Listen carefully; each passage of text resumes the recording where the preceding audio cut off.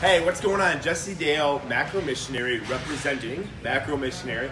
And this is a question that I had come up today because actually I want to go on a date with my wife and we want to go to BJ's and they have all the calories neatly put on their menu. I want to get some ribs and a few beers.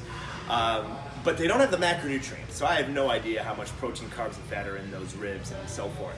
So, question I get asked a lot is, do I have to hit my macros precisely? Well, let's dive right into each of the macronutrients, okay, and answer this. So first, let's look at protein, okay? If your protein is formulated on the lower end, meaning that you're at your minimal needs for protein, so you're getting enough to maintain or gain muscle, okay, or lose fat, whatever your goal is, but it's at the lower end, then you need to hit that protein number fairly consistently day in and day out. You don't want to mess with that. Now, if you're formulated on the higher end, like me, during my contest prep, I just craved a lot of protein. Okay, so I formulated myself on the higher end, and although I still hit that every day, I had a little bit more wiggle room. Okay, so if you formulate in the lower end, you need to hit your protein consistently. If you formulate in the higher end, there might be some wiggle room, and I would just do it as a percentage. If you did formulate in the higher end, are you 10% above needs, 15, 20%, and that gives you your wiggle room. All right, next let's go into carbohydrates.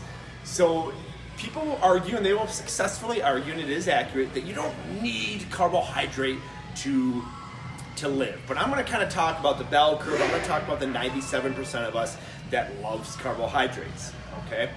So your carbs, you tend to have the most wiggle room on your carbs. I mean, you can literally eat 0 carbs for a while and be fine and live a fairly normal life if that fits your palate, okay? That doesn't fit most of our palate. So here are the guidelines that Macro Missionary has as far as your carbohydrates. Hit your dietary fiber of 20 or 25 grams minimally, okay? And then the rest of the carbs can be what we call banked if you like. The other thing that I look at for carbohydrates, particularly in the athletic community, is look at what's about to come. I mean, if you have a short-term race or something you're going to be exerting for or heavy resistance training, I don't know if I'd be bringing my carbs crazy low on those particular days. Now, if it's an off day, you just don't have much going on, then you could probably bring those carbs low. So look at those two things, but the must, so the foreman here would be the dietary fiber. That's the foreman saying, hey, you can leave carbs on the table, but you must hit your dietary fiber from natural food sources, so you're getting your vitamins, minerals, and electrolytes.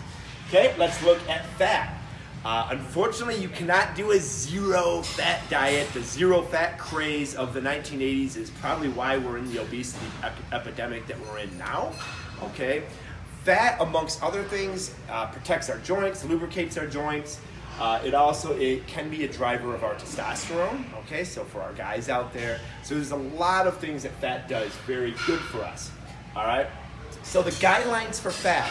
You don't want to take your saturated fat insanely low. Now, most of us don't have any problem getting too little saturated fat, okay? But if you're following a very low fat approach, you're going to want to make sure that your saturated fat in particular isn't going crazy low for weeks and weeks and weeks. That can lower your testosterone, okay? And I would suggest not letting your total fat get below 15% for long periods of time.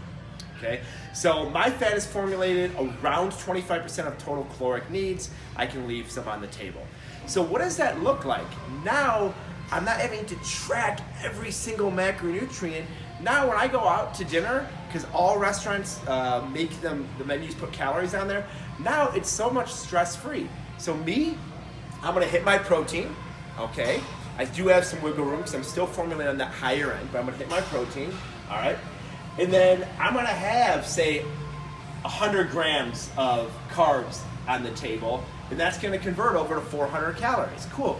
I can eat that 400 calories in a protein dish if I want. I can eat that in a predominantly fat dish if I want. I can have a dish that has equal amounts of all three. I'm just tracking the calories at that point. It's super easy. Now, likewise, say that with fat. Say I have 10 grams of fat that's kind of left on the table. My palate just didn't really care for it that particular day. That's 90 calories that I can go ahead and transfer over to protein if I like, or transfer over to carbohydrates if I like. So hopefully this makes tracking life easier for you, especially when you're dining out. And hey, if you are thinking about, hey, maybe I need some nutritional help, you want to humble yourself and say, hey, I reach out, I can use you guys' hand. Drop a comment or message us. We'd be happy to help you reach your goals using our nutritional intervention macronutrient program. All right, thanks.